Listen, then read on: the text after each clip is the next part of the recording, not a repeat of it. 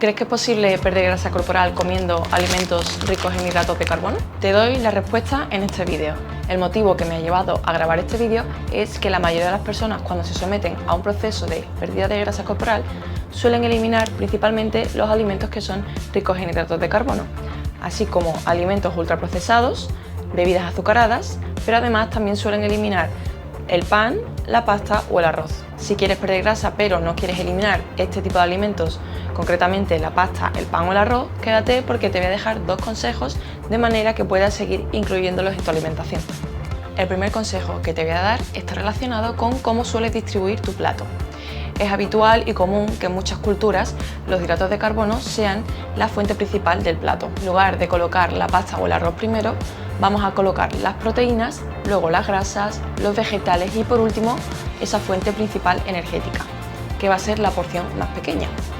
A medida que avances en el proceso de pérdida de grasa, tendrás que ir modificando esta cantidad de hidratos de carbono según tu gasto energético. El segundo consejo está relacionado precisamente con la cantidad de hidratos de carbono que debes de consumir. Esta cantidad está estrechamente relacionada con tu actividad física diaria. Voy a poner un ejemplo práctico para que sea más fácil de entender. Por un lado, vamos a tener a una persona que es completamente sedentaria, es decir, pues va al trabajo, vuelve y hace algunas tareas del hogar. Por otro lado, vamos a tener a la persona que es activa. Esta persona que realiza entrenamientos de fuerza y de vez en cuando realiza entrenamientos donde trabaja el sistema cardiovascular. Partimos de la base de que ambos tienen una composición corporal muy diferente.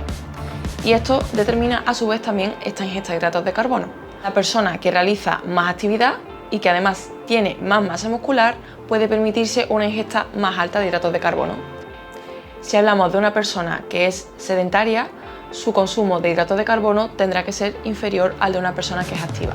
Pero si además la persona sedentaria tiene sobrepeso u obesidad, tendrá que bajar aún más el consumo de hidratos de carbono. Después de estas recomendaciones, que espero que pronto pongas en práctica, me gustaría aclarar una duda que existe en torno a los carbohidratos, y es si existen algunos mejores que otros. La respuesta es que sí. Si estás en un proceso de pérdida de grasa, mi recomendación es que evites alimentos que son ricos en hidratos de carbono refinados y azúcares añadidos. Con ello me refiero a aquellos alimentos que solemos denominar como bollería industrial o alimentos con calorías vacías. Es decir, son alimentos que aportan muchas calorías y pocos nutrientes de interés.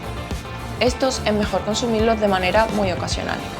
Sin embargo, existen otros alimentos cuyo macronutriente principal también son los hidratos de carbono, pero que son mucho más interesantes para nuestra salud. Para explicar esto de una manera más sencilla, vamos a distinguir en tres grupos. El primer grupo serían los cereales y los tubérculos, como la quinoa, la pasta, el pan, el arroz o la patata. El segundo grupo serían las verduras, como la lechuga, la zanahoria, el tomate, el calabacín. Y el último grupo serían las frutas, manzana, mandarina, plátano. Estos dos últimos grupos realmente no generan un impacto tan alto en cuanto a calorías, siempre y cuando consumamos cantidades adecuadas. Esto quiere decir entre 2 y 3 piezas de frutas y 2 raciones de verduras al día. El dilema de las calorías surge especialmente con el primer grupo, ya que suele ser la base de la alimentación de muchas culturas o países.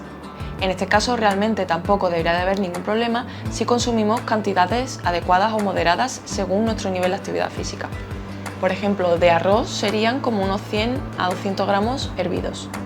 Aunque según la persona y el contexto, quizá hay que ser un poco más preciso o más concreto con las cantidades a consumir. Ya que si hablamos de una persona con sobrepeso u obesidad, normalmente este exceso de peso, aparte de depender de un componente genético del sedentarismo y otros factores, viene de un exceso de calorías. El excedente de calorías suele provenir de la alimentación. Este excedente de calorías suele provenir de una alimentación que se basa en bollería industrial y en alimentos que son altamente energéticos como la pasta, el arroz o la patata. Pero realmente se da no porque estos sean muy calóricos, sino porque se consumen en cantidades muy grandes. Y esto nos va a afectar a todos. Si consumimos muchas más calorías de las que gastamos, seguramente se nos va a terminar almacenando en forma de grasa. Tanto una persona delgada como una persona con sobrepeso, ambos pueden consumir hidratos de carbono, pero teniendo en cuenta que en el segundo caso va a tener que moderar aún más la cantidad si no quiere almacenarlo en forma de grasa. Como conclusión y para cerrar este vídeo, espero que haya quedado claro la idea de que puedes perder grasa corporal comiendo hidratos de carbono, pero que es muy importante que para ello controles las cantidades que vas a ingerir. Y esto va a depender de dos cosas principalmente: de tu composición corporal en el momento y de la actividad que hagas también en ese momento. Cuanto más te mueves y cuanto más masa muscular tienes, más margen tienes para meter hidratos de carbono. Ahora ya sabes que si eres de esas personas que no puedes vivir sin hidratos de carbono y quieres perder grasa, puedes hacerlo sin ningún problema. Pero considera todos los factores que he comentado en este vídeo que van a determinar qué cantidades debes comer. Nos vemos en el próximo vídeo.